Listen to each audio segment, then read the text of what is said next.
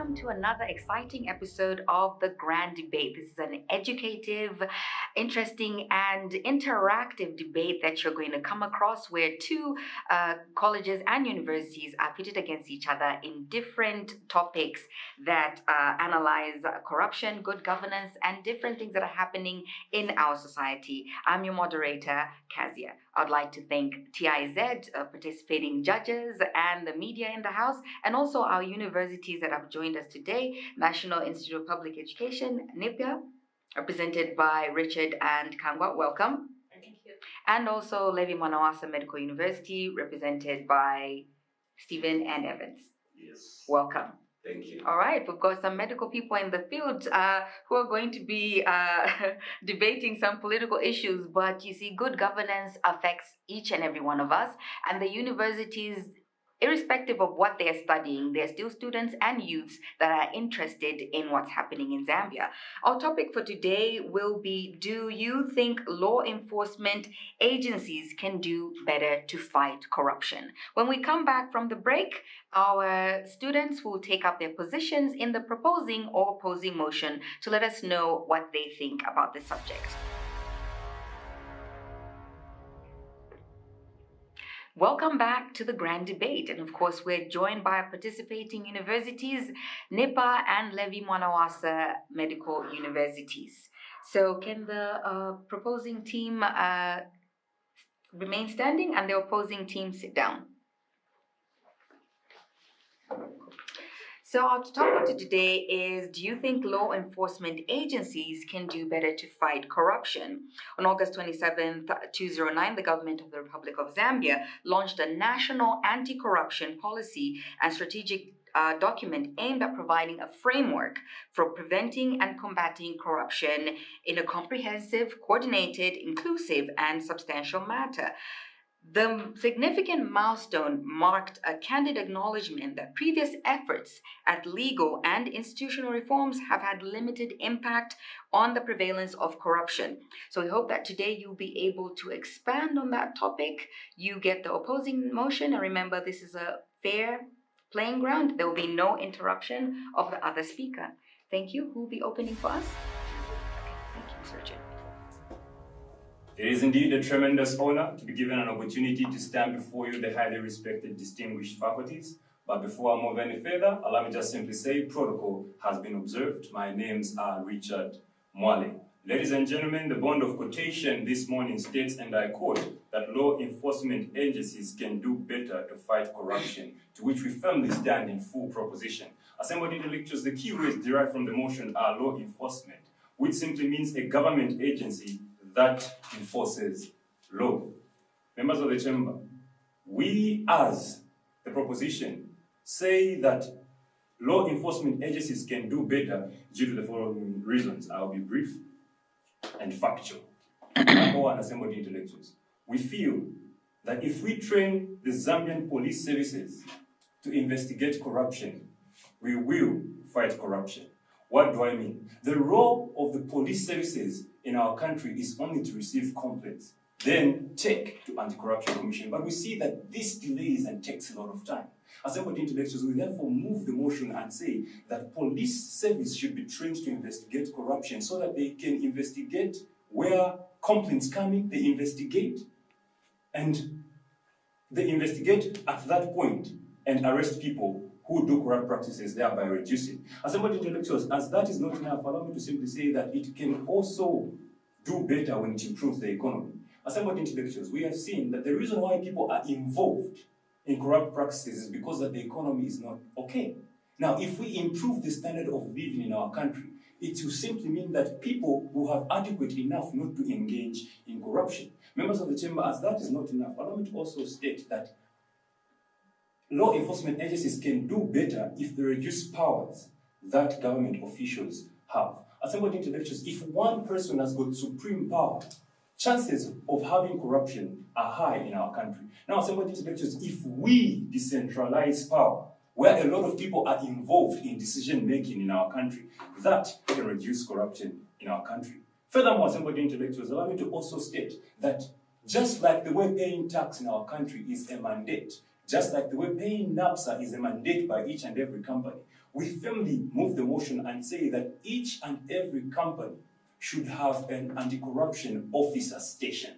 Now, if we have an anti-corruption officer stationed as somebody intellectuals, this can reduce corruption. We do agree that the integrity committees that have been formed in companies, but these integrity committees are internal people that come from that company. Compromisation is very easy. Now, somebody intellectuals, if we have officers coming from the Anti-Corruption Commission, put in both parastatals, private companies, and government institutions, we will fight corruption, thereby doing better.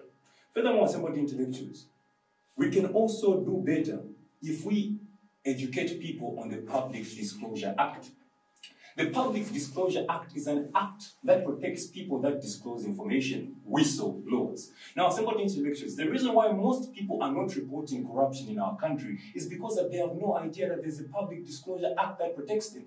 Most of them feel so scared to go and report of being beaten, of being dealt with, of being fired once they report corruption. But as somebody intellectuals, we do believe that if people know they've got full information of the act that protects them, a lot of people will report corruption practices and thereby reduce. As somebody intellectuals, as that is not enough, lastly, allow me to state that in 2009, the anti-corruption policy strategy was formed. Now, we have seen that most of the things were not put into practice. We saw that the Anti-Corruption Commission policy strategy focused on 3 lines. Number 1, the legal part. Number 2, the social part and the institutional part. Now, somebody intellectuals, when we talk about the legal part, we propose that we have more stringent legal measures. Just like the way a person taking drugs is arrested and jailed for so many years, people should also be jailed for so many years for corrupt practices. Thereby, this can reduce and instill fear in people.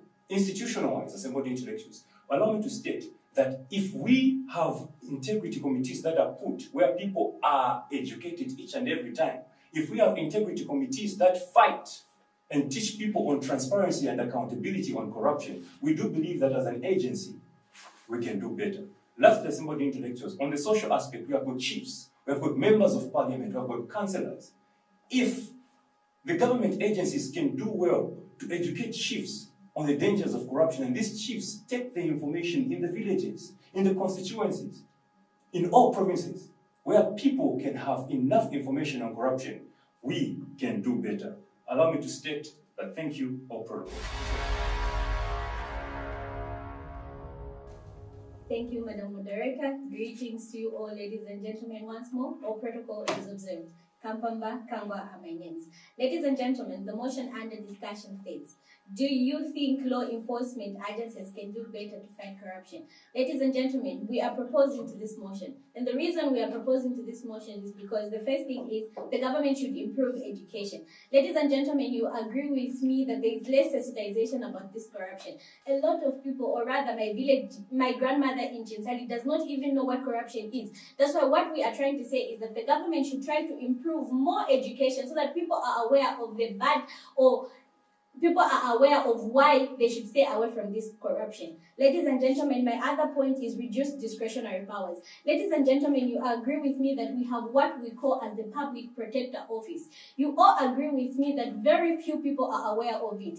Ladies and gentlemen, I'll quote from the Constitution, which is in Article 243 of the Zambian Amendment Constitution of 2016. The Constitution said that this Public Protector Act should be in each and every province. But yet, what do we see? It only has one office here in Lusaka. Ladies and gentlemen, if someone has been discriminated, let's say in Chinsali, how do they travel all the way to here to Lusaka just to come and report these matters? That's why what we are trying to say is that they should at least reduce discretionary powers, because a lot of people in authorities, ladies and gentlemen, have a lot of powers, which makes it very easy for them to do what? To make decisions that are so unfair to these people. My third point is it's a criminal offense. Ladies and gentlemen, you all agree with me that corruption is a criminal offense, and as such, it should be treated as such. Ladies and gentlemen, how many people are arrested as soon as they commit murder? A lot. So what we are trying to say is that the government should at least put about policies that make these people that do corruptive activities be arrested there and then as soon as they commit them. Ladies and gentlemen, my other point is reduce the long process. You all agree with me that when the police receive a complaint, ladies and gentlemen, they have to write a report to the Anti-Corruption Commission, which is a very long process. What did the Anti-Corruption Commission do? They have to investigate that matter. Ladies and gentlemen, you agree with me that it will take them weeks for them to give a response. So what we are trying to say is that when someone commits a corrupt activity, they should be arrested there and then, so as to reduce the what? The long process. Ladies and gentlemen, the other point is, as I stated in the second point, that there is a Public Protector Act that is here in Lusaka, and yet very few people are aware of it. What does that mean? Very few people have enough knowledge of this. Very few people, ladies and gentlemen, are even aware that there is this Public Protector Act. So what we are trying to say is that if the government at least tries to improve or to enforce these solutions that we've brought to them, at least they will reduce, or they will actually reduce corruption. I rest my case. Thank you so much. A mass of appreciations to whom it is due, and no protocol be highly observed. The motion stipulates, as I articulate, do you think law enforcement agencies can do better to fight corruption? Now, we all need to understand that there has been a certain standard set from constitutional reviews under which law enforcement agencies operate. But should we say these law enforcement agencies, based on that standard, can do better? And we as the opposition were saying they cannot do better, provided we are subject to the same system. Corruption has affected our entire system, starting from the judicial system, going down to the police, the public services, land administration, tax administration, customs administration, public procurement, natural resources, legislation, civil society, and we can give practical examples of what levels and what kinds of corruptions are exhibited by these kinds of departments. Now, we as the oppositions have taken keen interest to research on the major key agencies that fight corruption in our country. That is the Zambia Police and the Anti-Corruption Commission. Now, you agree with me that the Zambia Police have been indicated to be the most corrupt officers. To generalize it, the police are indicated to be corrupt individuals. This can be noticed from the police that work at traffic stations. Instead of someone following the law when there's an offender, they try by all means to liaise with that offender and pay them so that they get money from them in form of bribery. Now, such kind of systems, do you think these kinds of systems can do better to fight corruption?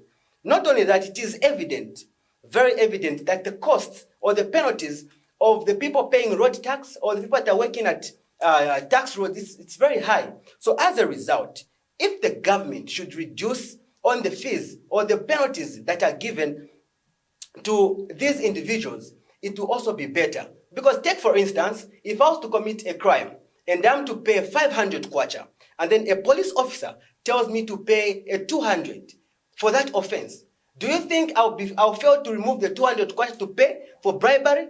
I will not, definitely. And as a result, we will not be able to fight corruption. Not only that, if we look at other forms of petty corruption that occur, you come to discover that in acquisition of certain land and other services, you come to discover that our citizens, they can no longer abide to the laws. Reason being is because these laws, they are not sufficient enough to curb corruption. As a result, you look at the person that are working at the topmost, the Inspector General, who is appointed by the President himself. Do you think that an institution that does not function autonomically is able to fight the system provided it is corrupt? It cannot. And as a result, subject to the person who has appointed you into power, and then when they perform an act, a corrupt act, you have no mandate or power to go and arrest them because you'll be afraid that they might chase you or revoke your job. So we are saying, as an opposition, law enforcement agencies cannot do better to fight corruption. Thank you.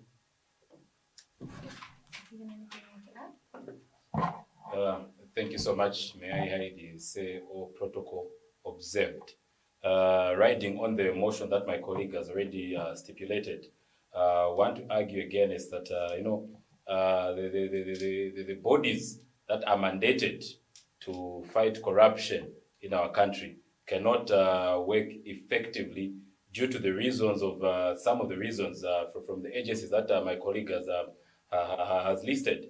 I think one of the major things that we can look at when you look at the Anti-Corruption Commission in itself, it's a very good and powerful body that lacks in efficiency to prosecute the cases and to make people answerable for the cases that they are found that they are found guilty of. All they do is that they just make recommendations and take reports the next to the next body, and then we said along the way there's a lot of bureaucracy that happens along the way, and as a result, you find it's really hard to fight these issues of corruption when it comes to the bodies that are mandated to fight corruption.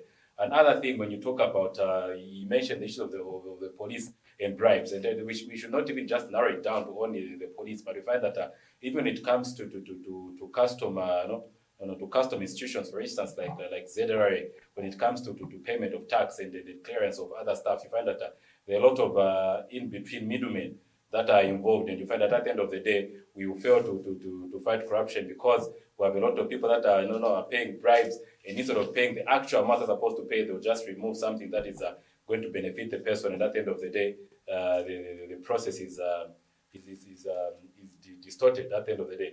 And also when it comes to kickbacks in awarding some tenders and contracts, you find that even institutions or bodies or even just organizations that are not well established to carry out certain projects, they'll get the projects and then go ahead and implement them even without having the required manpower and experience that might be needed in awarding those tenders, or because they've paid some sort of kickbacks. And also abuse of office is also another thing. People take advantage of the offices that they are in, and as a result, they fail to handle the issues that are sent in their offices adequately because there's someone who's twisting them, so it becomes a challenge also. The other thing is also when it comes to the law is not clear on the maximum.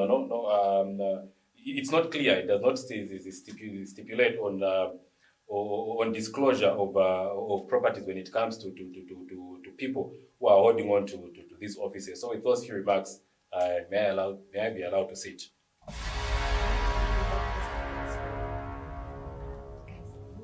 So we're discussing, do you think law enforcement agencies can do better to fight corruption? We've got a proposing team and opposing team. They gave us our opening statements, and now we have rebuttals coming from both teams. May NIPA go through with their rebuttal first? The motion under discussion states, law enforcement agencies can do better to fight corruption. Ladies and gentlemen, allow me to give rebuttals that were given by the opposition. The opposition stated that the Zambia police is very corrupt. However, ladies and gentlemen, allow me to state that in this shoe, the Zambia police is not left out, because the Zambia police is just like an institution, just like a clinic or any other private company. They are not immune to corruption. There are also corrupt people in there. But however, what we're trying to say, even as we stated in our first point, that we need to educate the Zambia police on the dangers of corruption. We need to educate the Zambian police on how to investigate corruption. When we do so, they will know the dangers of corruption and refrain from corruption.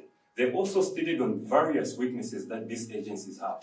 For example, the last speaker talked about the Zambian Public Procurement Authority on the bidding process. But however, we have seen that the Zambia Public Procurement Authority, as it stands, has brought about what we call the open competitive bidding.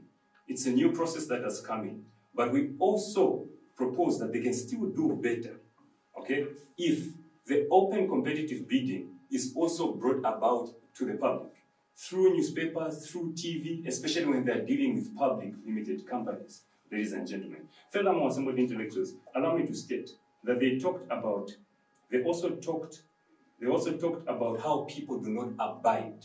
Okay? Now, in the fight of corruption, government agencies are agencies that are formed by government, meaning that they're still government. However, people are not left out when it comes, they're also part of the government. Okay? The government agencies have done enough. Okay? But what we're saying that they can still do better. But however, we should not leave the fight of corruption government agencies, in as much as they try to do better, ladies and gentlemen, if people are not helping them to fight corruption, their works will be null and void. What am I trying to say? We as people, we've got the mandate to fight corruption. Okay? So if someone looks at a corrupt practice and does not come open to the Anti-Corruption Commission to report, that simply means that it will make it very difficult for the Anti-Corruption Commission, the Zambian Police, the Drug Enforcement Commission, and other law agencies to perform their duties very well. Furthermore, assembled intellectuals, as I said, on the aspect of the people, I mentioned that we have got the Public Disclosure Act, okay? But what we said that the Public Disclosure Act is an act that was established through the Anti-Corruption Commission. But we're saying that most people have not been reporting because they're scared to be beaten after reporting. So we proposed that they can do better by preaching to people on the importance of the Public Order Act. Thank you. Thank you so much. Allow me to read from an article, Risk and Compliance Portal, that is powered by GAN. It says, companies contend with a high risk of corruption, particularly petty corruption. When dealing with Zambia's police, the government in 2017 under ICS indicated that corruption among police officers is very common. Now, in effect, it has caused half of the population to term police officers as corrupt. So what we are trying to say is, as long as we have people losing trust in the police officers, and it is practical that most of these people that have been in contact with the Zambia police or the police services, they have at least paid a bribe. That is evidence enough. We can count on a ratio of 10 people. If we were to ask those 10 people, you find 3 people that were in contact or 7 people that were in contact with the police might have paid a bribe. And this happens at different levels. So then if we are still living with such kind of systems, how best do we think corruption can be fought? It cannot be fought. Then furthermore, we talk about the public, supply and demand. In a case where I need to obtain a certain good, but then there's a lot of red tape, unnecessary long procedures. As a result, because an individual might not be patient enough, what do? They'll indulge themselves into corrupt practices to attain those services. So how best are these law enforcement agencies fighting corruption if at all there are these unnecessary long procedures that incur when one tries to procure certain goods or certain services? That's a question that you should answer. The only lady and myself in the audience here. Thank you so much, Madam Moderator. Now, I would love to make this important point. Ladies and gentlemen, the opposition talked of the police involving themselves in these corruptive activities. This is why we Corruption Commission should stand independently as a body. That way, even if there are corruptive activities from the police, it is very easy for someone to go and report without fear of them losing their job, because the anti-corruption is a body on its own, standing independently. But so long as the Anti-Corruption Commission will have force or influence from the government, it will be very difficult for them to run these things. That's why we are trying to say that, yes, they are working, but then they can do the following things to make sure that we ratify corruption completely. The other point is improve education. The reason why we are focusing much on improving education is because when a child is taught at a younger age to have personal integrity,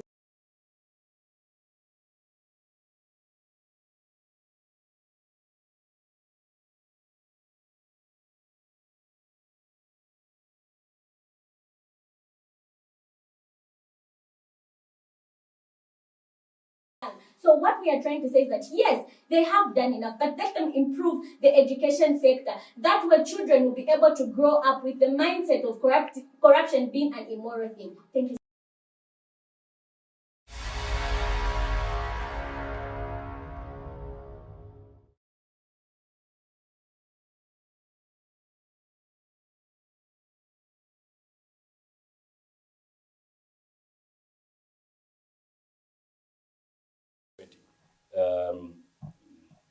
Okay.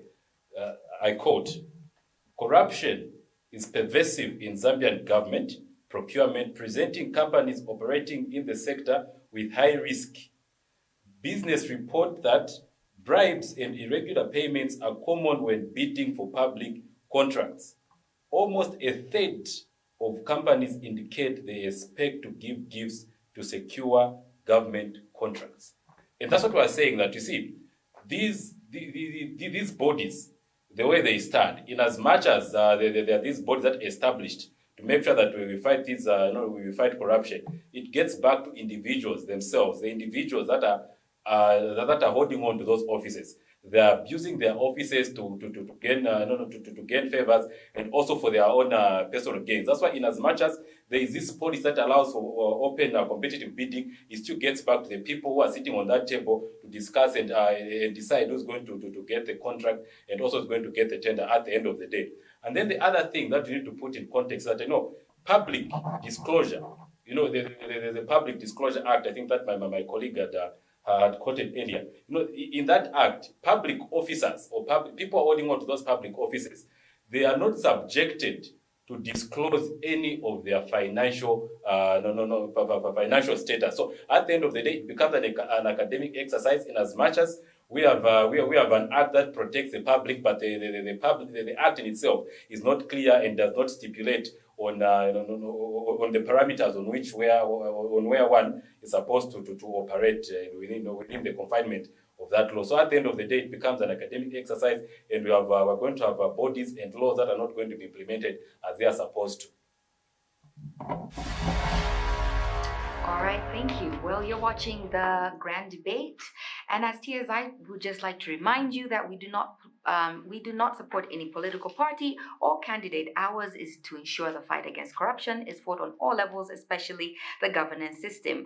During the course of these weeks, you'll be getting to see a lot more of these debates by different universities and colleges as live access brings you more intriguing topics. Join us in the next round as we come up with my favorite part, which is the cross-examination, which is really a game of wits. The opposing and proposing does not know what the other team will ask them, and they will have to answer this question in not more than 1 minute. Join us after the break.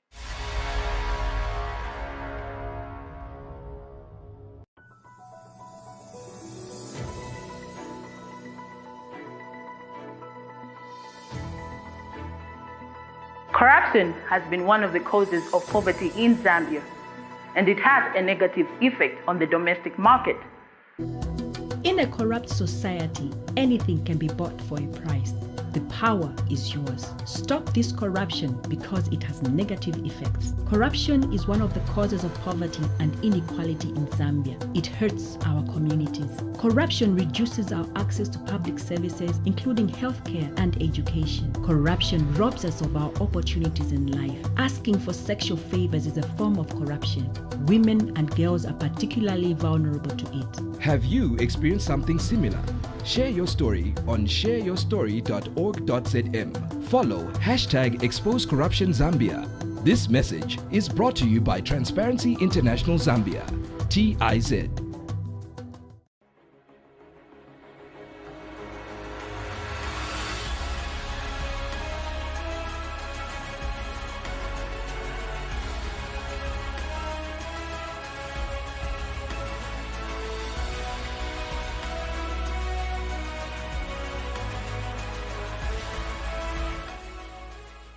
Welcome back to the grand debate, and we have had NIPA and Levy Mwanawasa Medical University at it discussing the topic, do you think law enforcement agencies can do better to fight corruption? I'll just like to remind you again of the rules. This is equal opportunity ground, and there will be no interruptions when your speaker or the fellow speaker is up giving their point. You will be given 1 minute to answer the cross-examination thrown to you by the other team.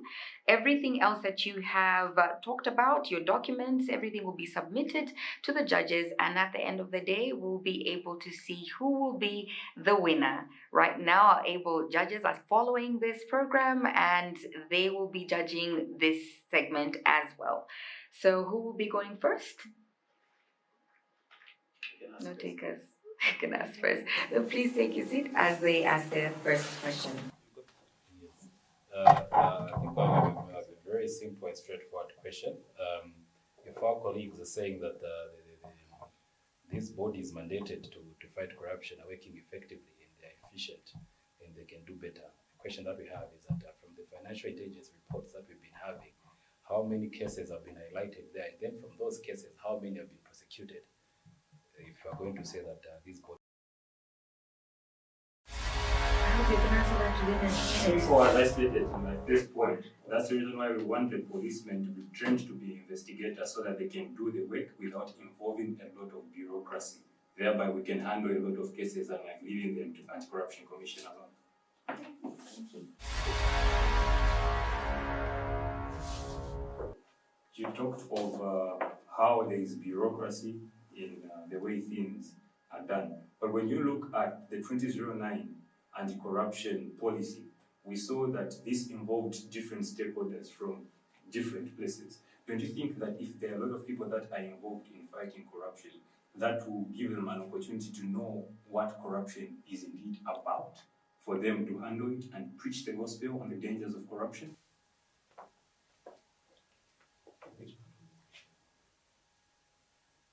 Would you like to? You didn't understand it? You'd like him to rephrase it? Can you please rephrase the question? We talked about bureaucracy in the handling of the investigation on how they move, but we are saying that the Anti-Corruption Commission policy brought different stakeholders together.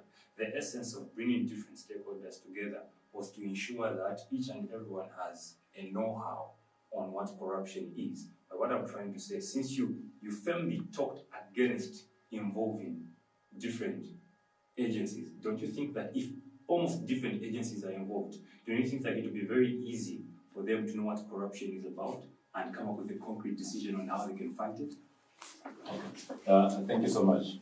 My statement was that in as much as we have a lot of bodies that are mandated in fighting corruption, what we need to do is we need to give power to the bodies and give them the full autonomy, because at the end of the day, DEC ends at, an Anti-Corruption Commission only ends at investigating, and then they take the report to the next to the next person who is the public prosecuting authority, or those other bodies that are mandated to prosecute him. What we want is, at the end of the day, immediately DEC is done with the investigation, or immediately anti-corruption is done with the investigation, the bodies that are mandated in making sure that those people are prosecuted, they should act immediately and not go through another process that is also another bureaucratic process. What we want is that immediately the DEC or Anti-Corruption Commission or the police hands over the case to say, okay, the court, this is what we found this person guilty of.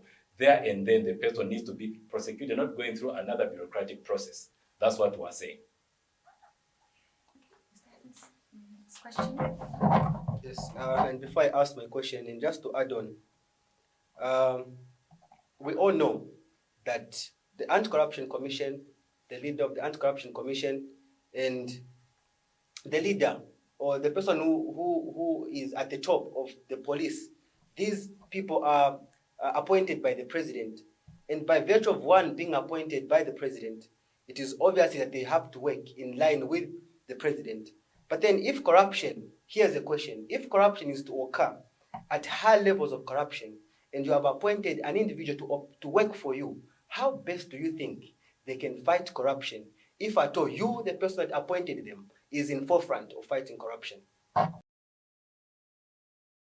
Thank you so much. Ladies and gentlemen, what the opposition is trying to do is just simply agree to what we are saying. What we are saying is they have done better, but they can do better by reducing the authority or the power that these people in government have. Ladies and gentlemen, I'll use his example like he stated. Let's say the government of the Republic of Zambia is the one that appoints the investigator general. And then the president of the Republic of Zambia involves himself in a corrupt activity. It is very easy for them to favor him because he's the one that appoints them in power. That's why what we're trying to say is that they can actually do better by limiting or reducing the power that they've placed on these people in government. Thank you so much. Well, thank you. You have a question, last question. So your question is, if you are saying, or if you're trying to say that we vest a lot of power on the Anti-Corruption Commission, or what progress will it have if one of them commits an offense?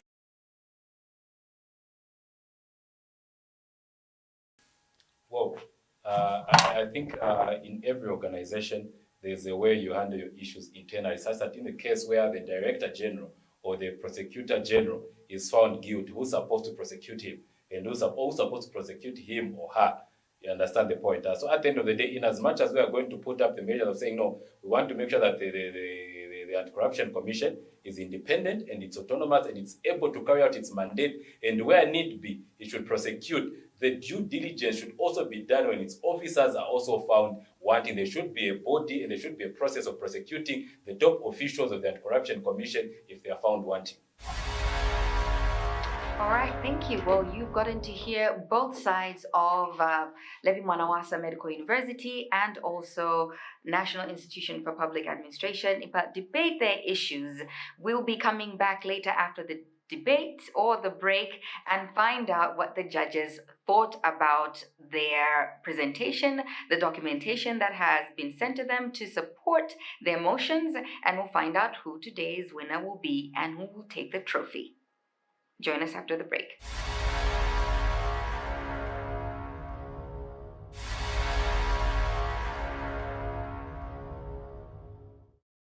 NIPA and Levy Mwanawasa Medical University, both teams did not understand the topic at hand. Therefore, more than 80% of the arguments has significant flaws. Levy Mwanawasa did not put up much effort in their dress code, and research and preparation was not adequate for both teams. Thank you. This debate was a bit confusing for me because in the beginning I was not sure if the proposers were opposing or the opposers were proposing. So I do feel that some of the arguments made by the proposers seem to be for the opposing team and the other way around. But one thing that I did pick up is that both teams did not adequately criticize or analyze what the term law enforcement agency means. And I do feel that because they didn't interrogate the question that much, both teams, in a sense, lacked convincing arguments in their debate. But I think the salvageable winners for me in this debate are those who are proposing to the arguments, despite the teams not critically analyzing the debate topic and the key terms there. Welcome back to the grand debate. And if you've been following this exciting episode and also topic, I'm sure you can't wait, like I can't wait to find out who the emerging winner will be. We'd like to thank again Mr. Zonde for coming through from TIZ.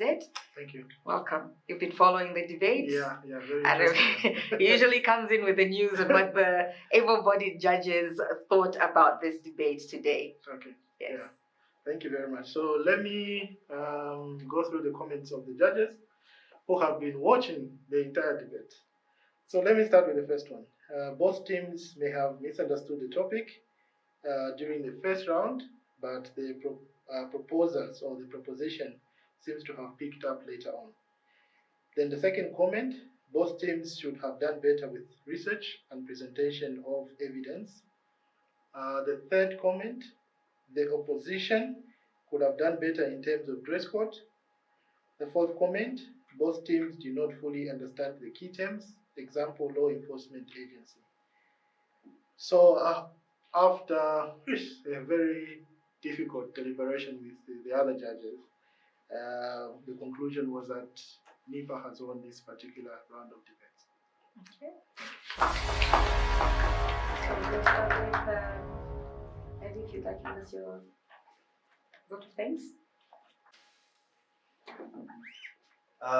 Thank you so much. I think it was a wonderful time that we had, so educative. And congratulations to NIPA for the victory. And to TIZ as well, thank you so much for inviting us here. I think it's looking at Levy Mwanawasa Medical University being a new institution. We are getting exposed to different opportunities, and we hope that next time when we come, we'll do better and we'll be taking the trophy home. Thank you so much. Thank you. And of course, our winners. We want to say thank you to the organizers for giving us an opportunity to participate in this event. It's a very educative event because in the process of researching, you get to learn a lot of things. And even the people that are watching out there, corruption is real. It's something that has affected our country in different aspects, political, economic, and other aspects. So even as we debate, like for myself, I've learned we should be pioneers that fighting corruption. If we are all involved, we can fight corruption, not only leaving it to Transparency International Zambia and Corruption Commission. We all have to come on board because we are part and parcel of the epidemic of corruption that has affected us. Thank you very much. Thank you. Please step forward and collect the trophy. Congratulations for winning this particular episode of The Grand Bet. Thank you. How, Mr. Sunday, these episodes keep on getting more and more, more and more interesting, especially the cross-examination. Well, you've been watching the Grand Debate, and remember, it could be your university, your college that will be on this floor debating prominent issues that affect us. Keep watching the Grand Debate as we bring to you another episode next week with another university and college. Congratulations, and continue watching.